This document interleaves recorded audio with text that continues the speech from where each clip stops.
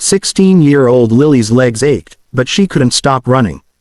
The narrow streets of her small American town were empty, save for the occasional flickering street lamp casting long, eerie shadows on the cracked pavement. She could hear the echo of her own footsteps, and just behind them, the soft but persistent rhythm of someone following her. Her stomach churned with fear. This had been happening for weeks. Strange messages, unwanted gifts, someone watching her from a distance, but tonight, it felt worse. Tonight, the fear was tangible. Turning sharply into an alley, she pressed herself against the cold brick wall, trying to catch her breath. She peeked around the corner and froze. The stalker was there, just at the end of the alley, leaning casually against a dumpster, eyes locked on her. Panic surged through her veins, and she scrambled backward, heart hammering, realizing she had nowhere safe to hide. Tears welled in her eyes as desperation took over. Then, through the gloom, she noticed them, 4 bikers, parked at the edge of the street. She had seen them before in town, on their black motorcycles, leather jackets and intimidating presence.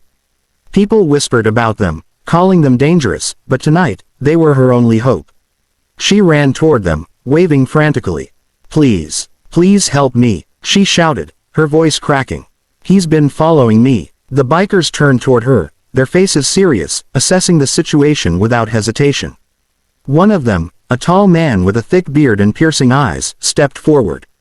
"What's going on, kid?" he asked, his voice low but commanding. Lily gasped out her story between sobs, explaining the stalker, the messages, the fear that had been creeping into every part of her life.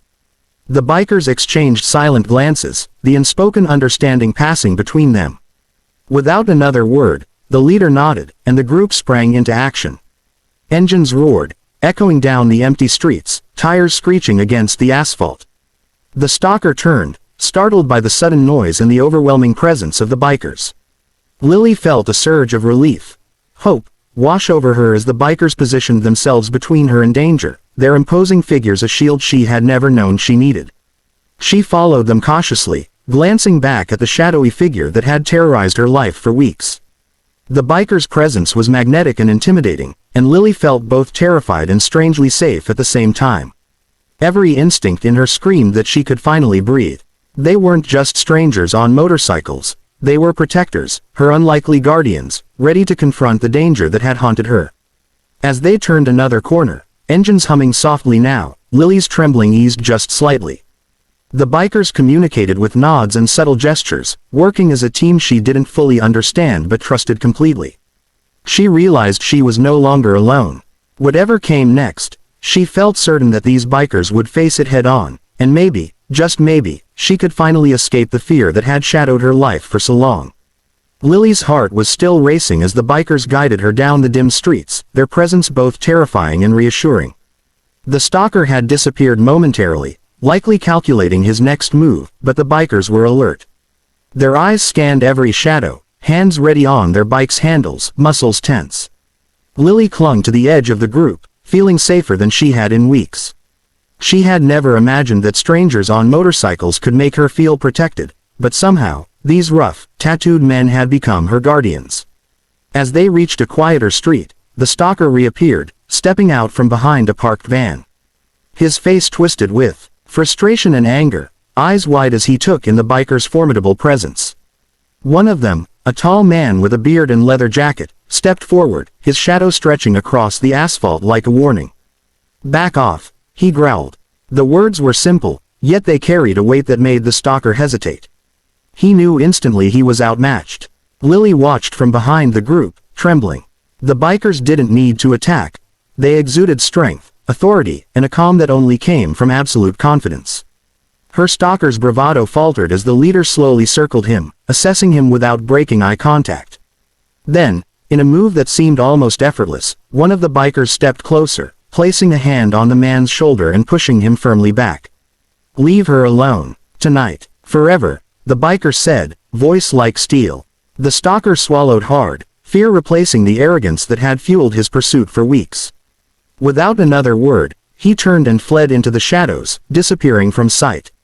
Lily's knees went weak, and she sank onto the curb, overwhelmed with relief. One of the bikers crouched beside her, offering a reassuring hand.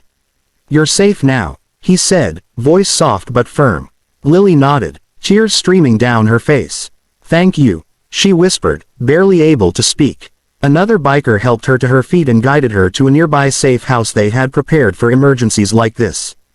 The warmth inside was a stark contrast to the cold fear she had felt just moments ago.